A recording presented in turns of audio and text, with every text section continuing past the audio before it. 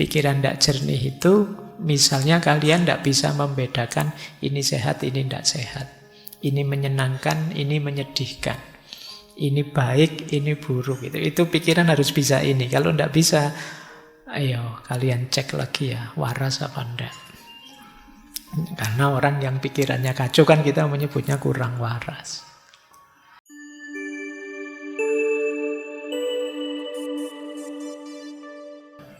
Assalamualaikum warahmatullahi wabarakatuh.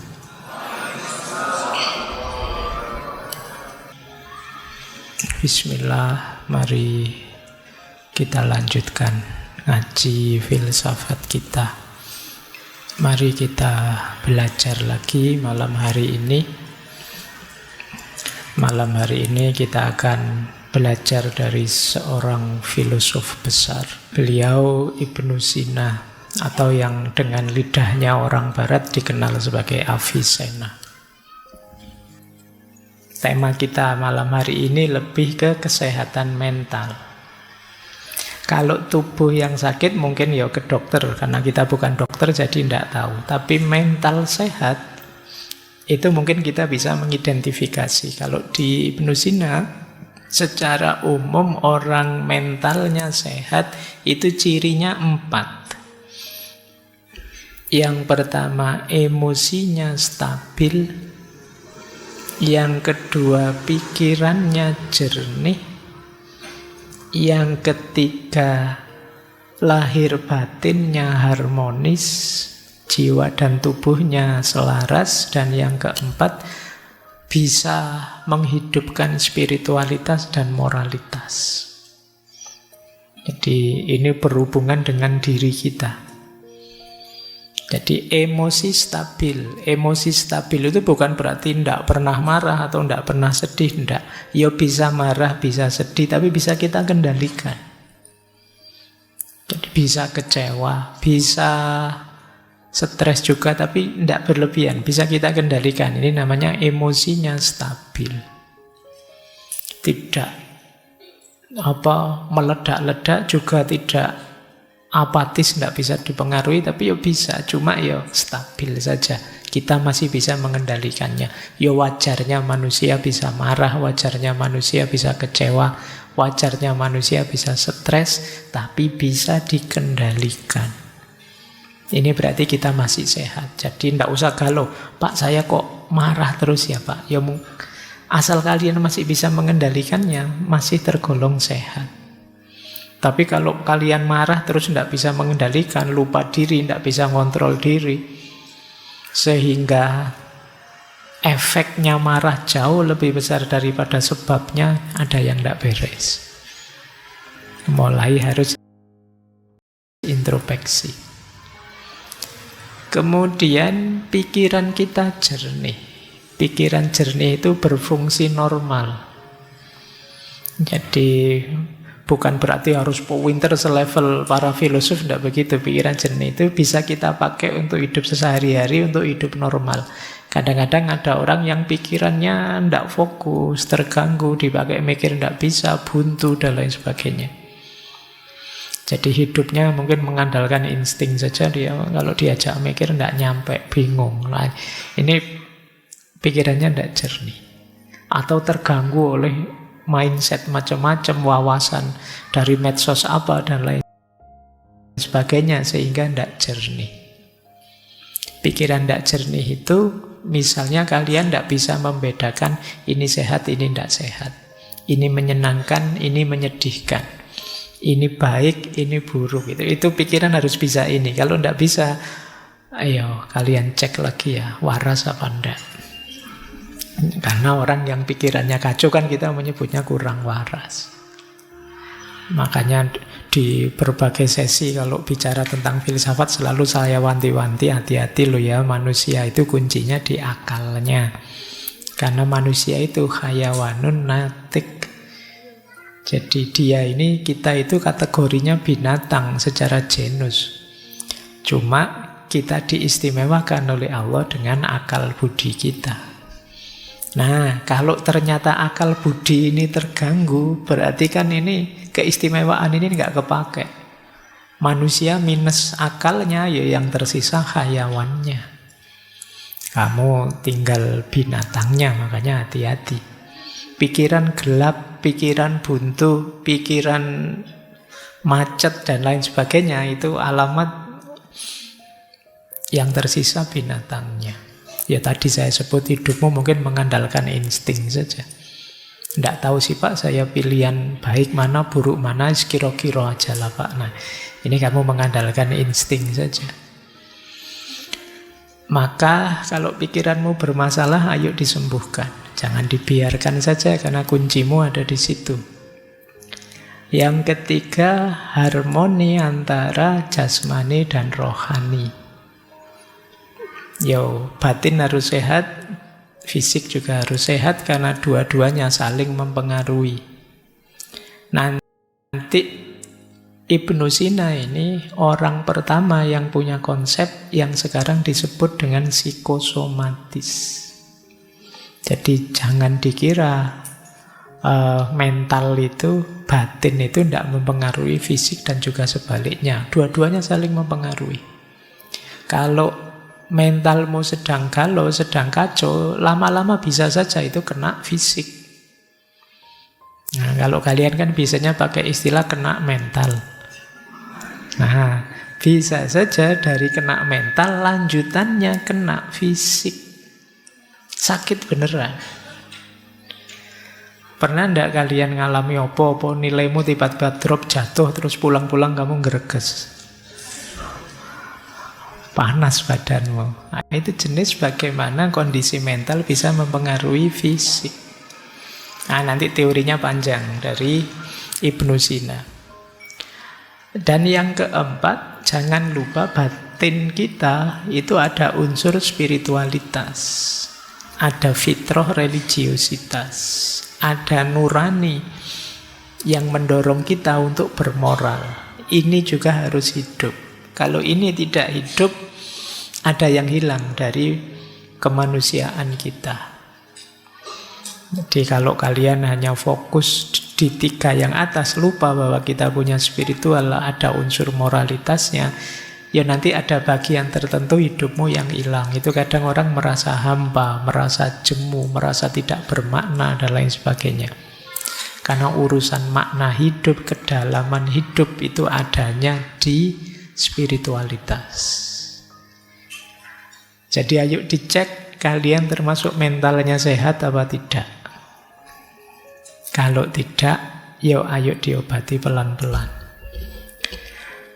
Karena sulit kalian bisa sukses kalau dalammu tidak sehat, mentalnya tidak sehat. Kita lanjutkan.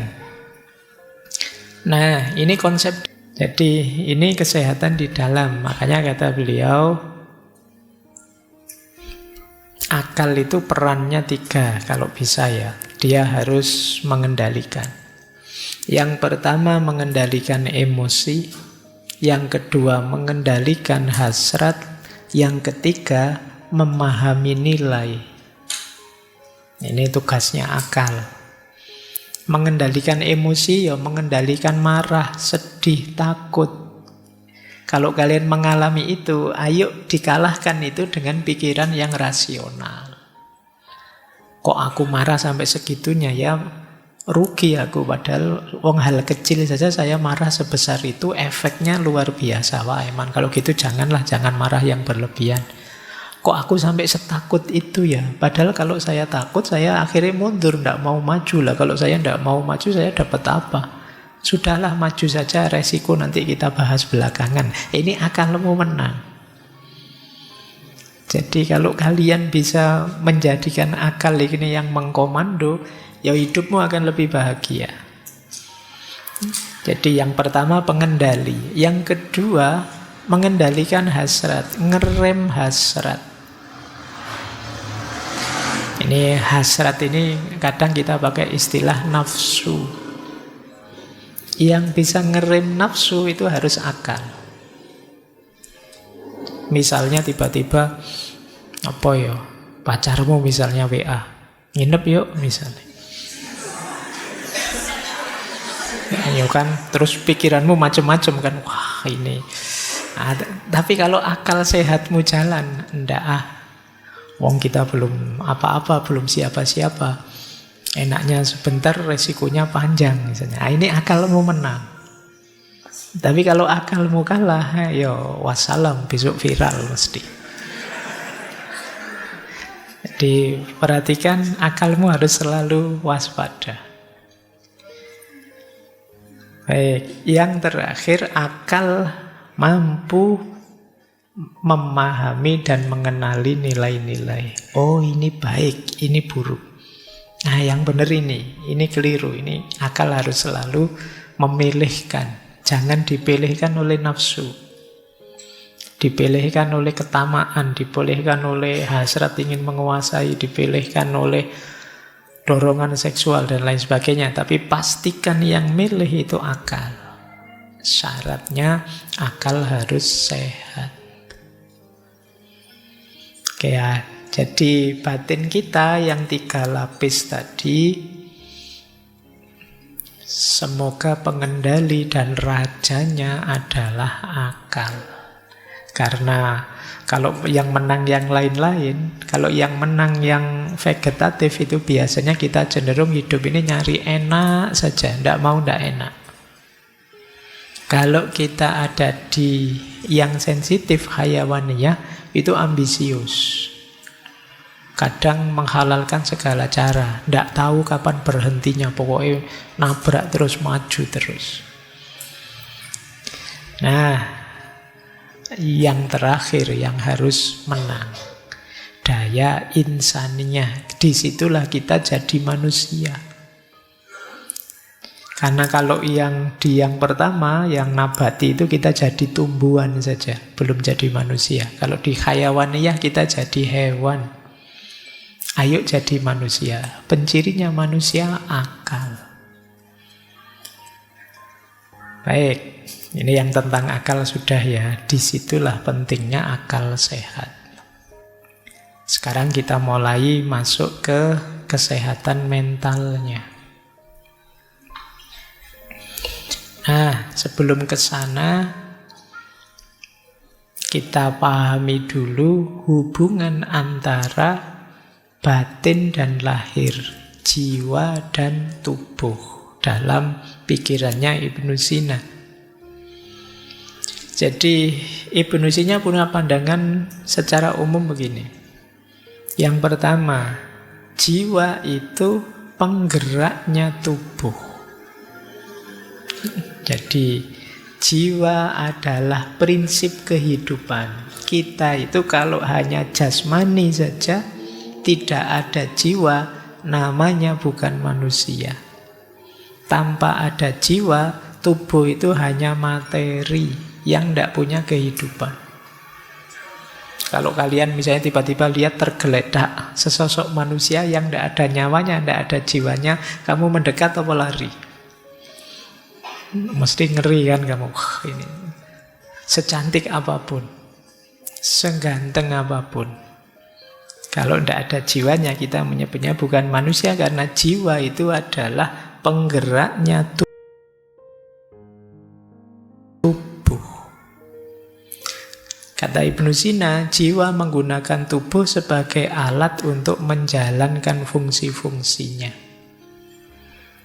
Untuk berpikir ada alatnya namanya otak. Untuk bergerak ada alatnya namanya otot. Untuk merasa ada alatnya namanya indera. Otak, otot, panca indera itu kan fisik, tubuh. Tapi dia jadi alatnya jiwa, jadi kendaraannya jiwa. Mata dengan melihat. Melihat itu kan unsur kejiwaan, tapi mata itu unsur tubuh. Dan dua-duanya kerjasama, itu yang dimaksud saling berhubungan. Tidak mungkin ada kita bisa melihat kalau dua unsur ini tidak ada. Atau salah satu saja yang ada. Matanya ada sih Pak, cuma daya melihatnya yang tidak ada. Ya tetap kita tidak bisa melihat. Daya melihatnya ada Pak, tapi tidak pakai mata Pak. Itu mata batin apa mata apa gitu. Tidak bisa, ya tetap tidak jalan. Mungkin bisamu kira-kira. Sama dengan telinga dan mendengar, hidung dan bau. Saya kepleset mencium. Kamu biasanya kan kamu hidung untuk mencium itu. Hidung untuk membau, awas keliru kamu. Kalau ciuman kan tidak pakai hidung. Jadi jiwa dengan tubuh. Nah, tapi yang kedua jangan lupa juga tubuh itu wadahnya jiwa. Kalau tidak ada tubuh, tidak ada yang jasmani, jiwa juga tidak berarti. Tadi kalian ketemu jasad saja, tidak ada nyawanya, lari. Apalagi ketemu jiwa saja, tidak ada jasadnya. Kamu tambah ngeri mesti. Gitu. Jadi jiwa itu wadahnya tubuh. Bahkan nanti saling mempengaruhi. Ini ternyata ya memang dekat, saling berhubungan. Maka jangan disepelekan. Pak, saya filsafat saja Pak, urusan materi, urusan jasad itu. Loh, tapi kalau tidak ada jasad, bahkan pikiranmu tidak ada wadahnya. Ya otak itu kan bisa dicek, bisa dilihat, bisa itu ya kerja berpikir ada di situ. Kalau tidak ada itu ya, tidak ada hubungannya Pak otak sama mikir, ya coba otakmu dibuang. Wong kamu kebentur sedikit saja puyeng ya, terus pikiranmu kan terganggu.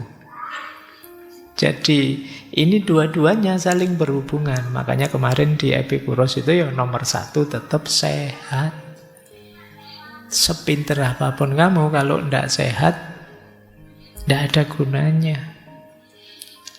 Kamu hafal kitabnya Aristoteles tadi, tapi terus tiap hari batuk, tiap hari puyeng, tiap hari pusing, ya metafisikanya Aristoteles tidak ada gunanya. Lebih berguna paramek apa gitu. Kalau kamu sedang sakit. Oke ya. Baik. Jadi ini dua prinsip awal, hubungan jiwa dan tubuh. Kemudian ini yang tadi kita sebut psikosomatis ya. Jiwa mempengaruhi tubuh dan juga tubuh mempengaruhi jiwa. Emosi, pikiran, kondisi mental mempengaruhi jasmani kita. Kalau kita stres, cemas, kemudian perutnya mules, kepalanya pusing, tekanan darahnya naik, nah itu pengaruh jiwa terhadap tubuh. Makanya ada peribahasa, di dalam tubuh yang sehat, ya terdapat jiwa yang sehat juga, mensana in corpore sano. Saya lupa itu dulu ada filosofi yang punya teori itu. Sebaliknya juga begitu.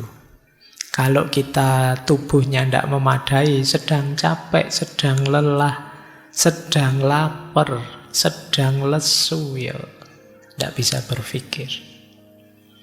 Jadi mekanisme yang di dalam tidak bisa. Baik, jadi ini sedikit uraian saja tentang hubungan antara jiwa dan tubuh. Sekarang mulai ya menyehatkan jiwa.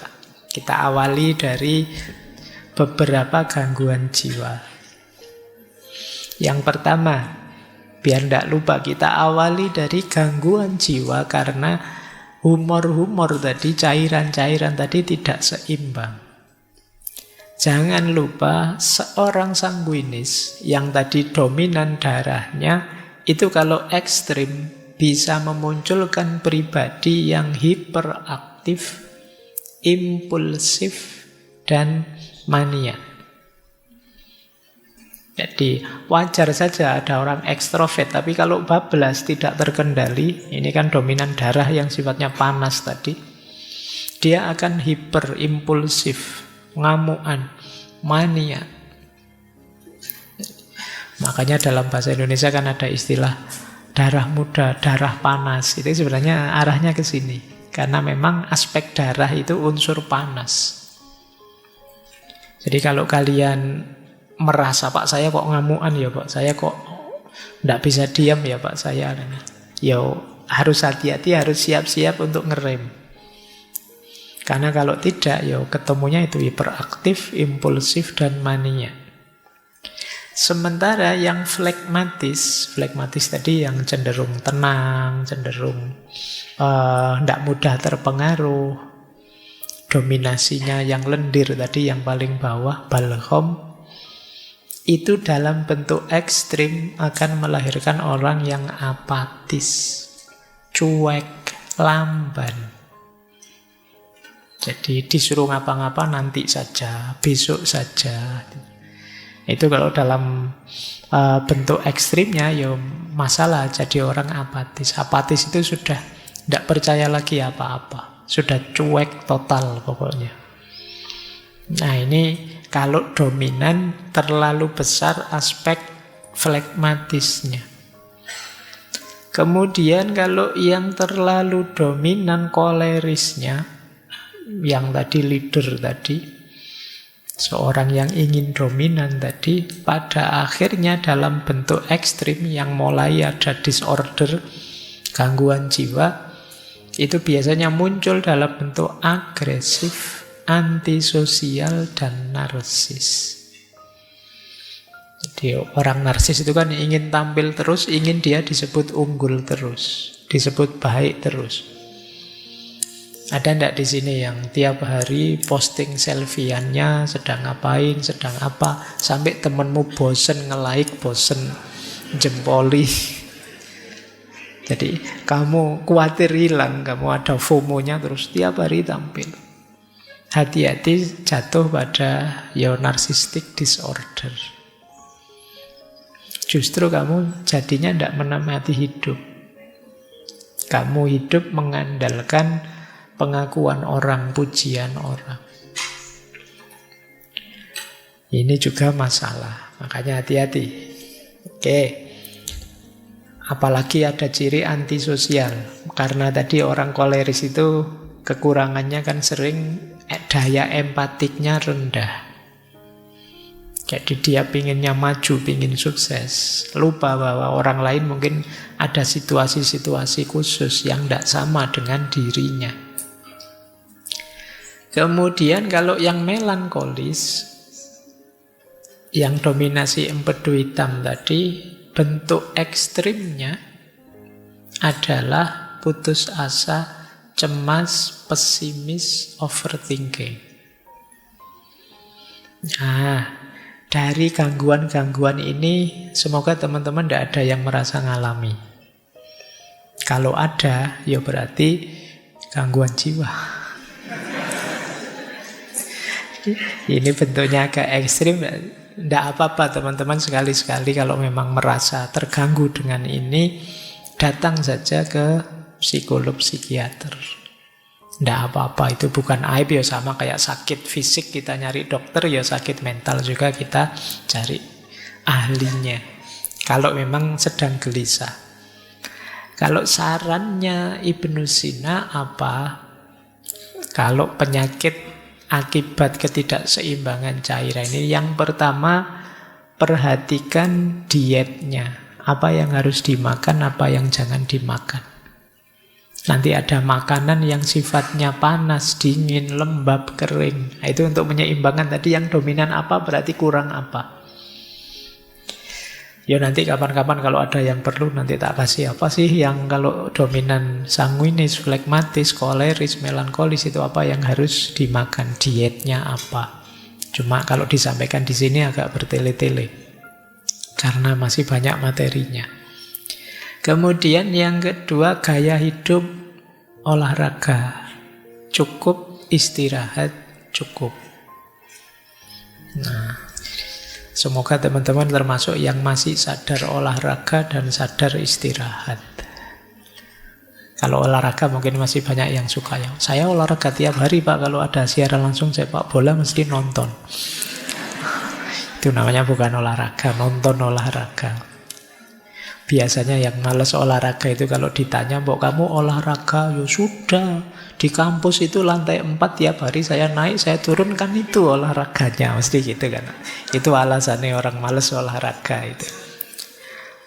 Baik, ya kalian tetap harus ada olahraganya, ada istirahat. Istirahat juga penting. Semoga di sini tidak banyak yang suka melekan. Ya begadang itu boleh saja, Tapi jangan sering-sering.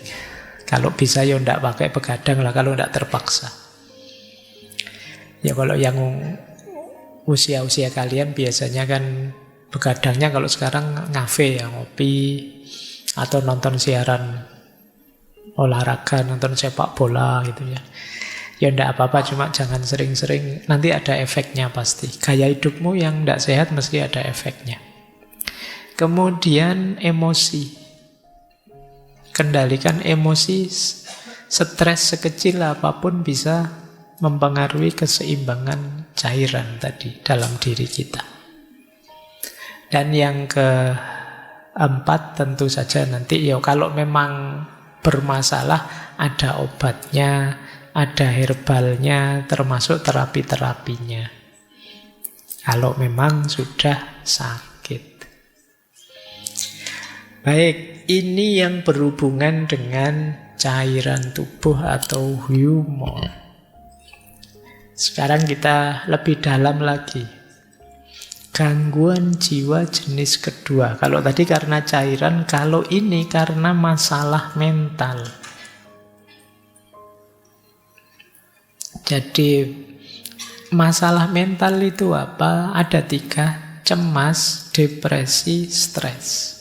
Kalian mungkin banyak yang, karena saya kapan itu baca berita, tingkat orang yang mengalami gejala kecemasan itu di Indonesia pesat sekali jumlahnya, peningkatannya.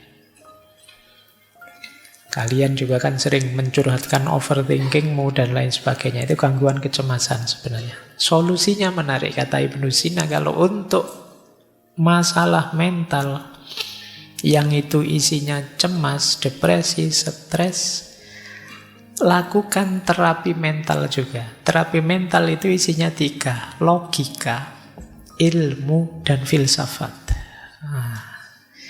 Ini menarik ya, terapinya malah isinya belajar semua. Wong lagi stres kok disuruh belajar, itu gimana? Maksudnya apa? Yang pertama, logika itu membantu kita berpikir jernih dan rasional. Misalnya kita cemas, kadang-kadang kecemasan kita itu tidak beralasan. Cuma ya mengganggu kita tiap hari. Nah kalau pikiran kita jernih, kita bisa menegaskan, ngapain aku kok cemas, wong itu belum terjadi, masih besok, masih bisa ya, bisa tidak, kok aku sepanik itu sekarang. Ini pikiran yang bisa ngontrol kita seperti itu, logika. Jadi logika membantu kita berpikir jernih. Nah teman-teman boleh mulai latihan logika ya, latihan berpikir jernih dan rasional. Kemudian yang kedua, ilmu. Kenapa harus ilmu? Ilmu itu membantu kita memahami dunia. Seringkali yang membuat kita stres, depresi, cemas, itu kan situasi-situasi di sekeliling kita yang kita tidak paham. Kemarin waktu pandemi itu seluruh dunia belum terlalu paham tentang kerja dan mekanismenya virus COVID-19. Semuanya panik, banyak orang stres, banyak orang depresi. Tapi begitu diteliti kemudian tahu, oh ternyata virusnya ini, cirinya begini, kelemahannya ini. Ini kan ilmu. Begitu ngerti ilmunya kita tenang sudah. Banyak kecemasan-kecemasan kita karena kita belum tahu. Jangankan yang besar-besar, belum tahu yang kecil-kecil saja kan juga. Mungkin yang belum pernah ngaji ke sini misalnya membayangkan nanti ngaji di sana kayak gimana ya? Ada absennya ndak ya? Boleh ndak ya saya? Jadi kan pikiranmu kan macam-macam. Tapi begitu ke sini sekarang kamu ngerti ilmunya. Nanti datang lagi kamu sudah ngatur strategi. Oh situasinya kayak gitu, saya datangnya belakangan saja, nanti duduknya di pojok sana, kamu bisa ngatur. Lebih tenang. Maka kuncinya orang stres yang kedua itu ilmu. Ya tadi kalian misalnya belum ngerti tentang teori-teori carian humor dan lain sebagainya tadi, sekarang ngerti. Oh saya ini kok marah-marah ini urusan darah ini yang panas ini. Berarti jangan makan ini dulu, jangan ini dulu biar nggak tambah ngamuan. Ini sekarang kita ngerti ilmunya. Yang ketiga, filsafat. Apa manfaatnya filsafat? Filsafat itu memberi kita kerangka makna hidup. Menunjukkan kita tujuan ideal hidup. Dan ini menenangkan. Banyak orang yang hidupnya tidak punya tujuan, tidak punya idealisme dan lain sebagainya, sehingga ngambang, sehingga mudah stres. Orang itu kalau punya tujuan hidup, punya visi, punya makna hidup, mungkin mengalami kegagalan-kegagalan kecil bagi dia biasa. Yang penting tetap lanjut menuju cita-cita besarnya. Dan cita-cita besar ideal itu ya kita menempuhnya lewat jalur filsafat. Saya sering bilang filsafat itu salah satu jalan untuk kita menseriusi hidup. Jadi selama ini mungkin kita autopilot saja. Bahkan kalian mungkin kuliah sudah semester akhir juga masih belum punya cita-cita, belum punya tujuan. Kalau ditanya hidupmu mau kamu bawa kemana? Kamu ingin hidup yang seperti apa? Belum tahu Pak, belum mikir ke sana. Bahkan jurusan ini saya kira saya juga salah ngambilnya. Kamu bisa begitu. Kamu bisa sampai dewasa tidak punya orientasi, tidak punya tujuan. Nah, filsafat membantu kita menemukan itu. Jadi menarik, kalau itu gangguan mental sifatnya, masalah-masalah mental seperti cemas, depresi, takut, solusinya 3. Logika, ilmu, dan filsafat. Nah, makanya kemarin kita ngaji terus yang jadi buku itu judulnya Menjaga Kewarasan. Jadi kita belajar filsafat itu bagian dari menseriusi hidup biar kita tetap waras. Karena waras versi kita itu kamu cari di ChatGPT juga tidak ada. Seandainya ada juga tidak mesti cocok. Karena yang tahu hidup kita itu diri kita.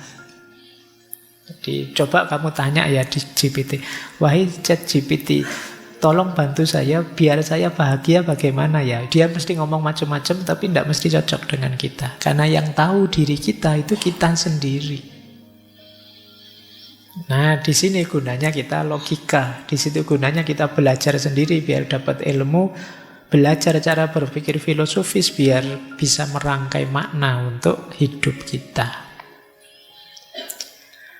Baik, ini gangguan jiwa jenis kedua. Nanti ada gangguan jiwa jenis ketiga. Kalau jenis ketiga ini masalah emosional, sedih, atau marah, atau takut. Ini masalah emosi. Batin yang lelah, ini masalah emosi. Nah, kalau masalah emosi, menurut Ibnu Sina, solusinya adalah terapi emosional. Nah, terapi emosi kalau tadi logika, ilmu, filsafat, kalau ini musik, puisi, dan seni. Nah, ini menarik ya. Jangan salah, Ibnu Sina juga ahli musik. Beliau bisa memainkan banyak alat musik, juga bisa menyanyi. Nah, baik. Musik, kata Ibnu Sina, bisa membantu kita untuk meredakan ketegangan, menemukan kedamaian, juga mengekspresikan emosi. Kalau kalian sedang sedih, marah, atau sedang sangat jengkel, itu kan kadang-kadang coba cari alat musik apa, terus kamu main sak kapoke lampiaskan kamu bisa. Tidak bisa Pak saya main Pak. Yus dimain ke sak senengmu aja kan sudah bisa untuk pelampiasan. Ada gitar nganggur kamu genjreng sak kapoke sak pedote senare gitu ya wis puas aku misalnya. Nah ini yang disebut terapi emosional. Nyanyi, karaoke sak keras-kerasnya nyanyilah. Itu bisa meredakan ketegangan dalam batin. Jadi musik bahkan bisa mendamaikan, tenang gitu. Kadang kalian dengerin musik apa itu rasanya sudah lupa dengan masalah-masalah yang tadi menegangkan kita. Jadi musik penting. untuk membantu kita tenang. Dia bisa jadi katarsis. Lanjut. Terus puisi dan seni. Puisi bisa membuat kita lebih luas. Dulu mungkin teman-teman masih ingat ya, kalau tidak salah tokohnya Hasrat Inayat Khan. Kata beliau, kalau kata-kata sudah tidak berdaya, maka puisi bisa membantu. Kalau puisi juga masih tidak ngangkat, musik bisa mewakili kita. Musik ya bukan lagunya, bukan syairnya. Kalau syairnya kan cenderung ke puisi, tapi musik itu kan tidak ada kata-katanya, dan kepala kita akan menerjemahkan sesuai kondisi kita masing-masing. Ya nanti kalau digabung dengan pandangan sufi yang lain, pada puncaknya sebenarnya katarsis paling hebat adalah kediaman kita. Jadi keheningan itu bisa, tapi yang paling tidak kan coba kalau teman-teman sedang sangat marah, sedang sangat sedih, dan belum bisa mengatasi sendiri. Misalnya tadi pikiran yang kita minta untuk mengendalikan sudah tidak berdaya karena saking sedihnya kita. Seni dan musik, juga puisi bisa membantu. Setiap kita pasti bisa nulis puisi. Tidak ada puisi yang jelek. Jadi kalau ada orang bilang, ini puisinya jelek, loh justru yang jelek itu lebih puitis. Makanya kalian pede saja, tulis saja. Lampiaskan apa yang ada di pikiranmu, suka-suka kamu sudah. Nah, ini kan sebutannya makanya puisi. Ya kalau nulis beneran kan kamu rapi, ada subjek, predikat, objeknya, kalimat utuh. Tapi begitu puisi, sudah nulis saja. Tidak usah ditanyakan, ini maksudnya apa, itu maksudnya apa. Suka-suka kamu saja. Karena memang tujuannya untuk katarsis. Baik. Jadi kalau teman-teman mengalami gangguan jiwa jenis ketiga ini, musik, puisi, seni bisa membantu. Lanjut. Sekarang gangguan jiwa tipe keempat. Ini gangguan jiwa karena masalah spiritual. Ini harusnya agak panjang ya. Ketika kita merasa kehilangan makna hidup, kita merasa jauh dari Tuhan. Nah, kata Ibnu Sina, ambil terapi jenis spiritual. Terapi spiritual itu komponennya 3. Doa, zikir, dan meditasi. Menenangkan diri, uzlah. Doa bisa membantu kita menemukan kedamaian batin. Zikir bisa membantu kita fokus pada hal-hal yang positif. Meditasi bisa membantu kita menenangkan pikiran dan tubuh. Jadi jangan lupa Ibnu Sina itu pikirannya lengkap. Nanti kitab-kitabnya belakangan juga tidak hanya filsafat, tapi corak tasawuf, corak mistiknya juga kuat. Beliau juga menulis misalnya falsafah masyrikiyah, filsafat timur.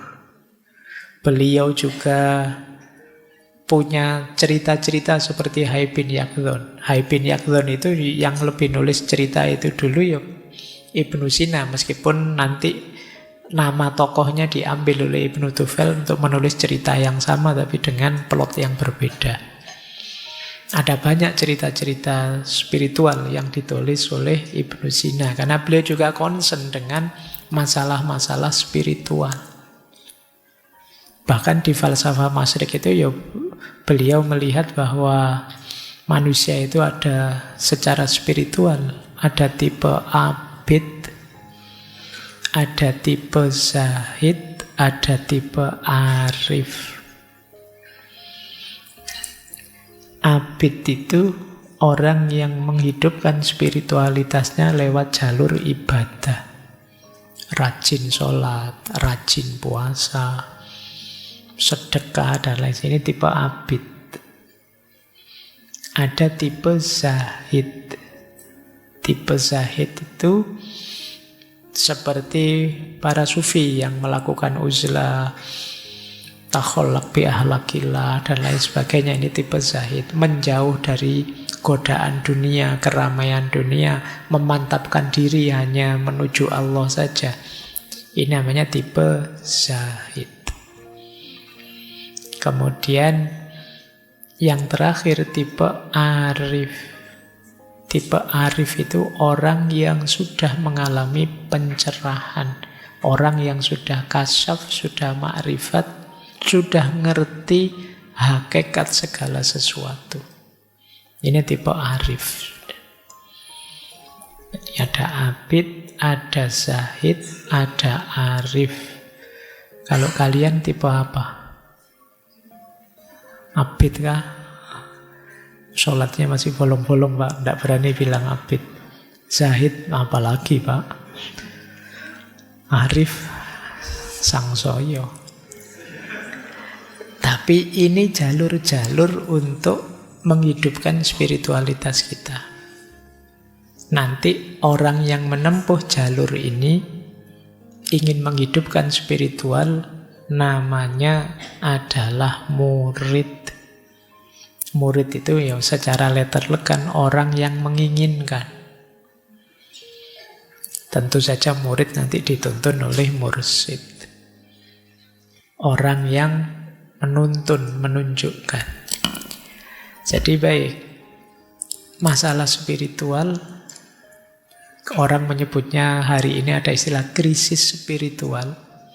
Krisis spiritual itu tidak sekedar lupa Tuhan, tapi orang merasa kosong, merasa hampa, hilang makna. Mungkin kalian sering bertanya pada dirimu, hidup kok seperti ini ya? Apa gunanya aku hidup? Apa pentingnya sih aku hadir di dunia ini? Ini krisis-krisis spiritual. Jadi, apa makna diriku? Apa makna kehadiranku?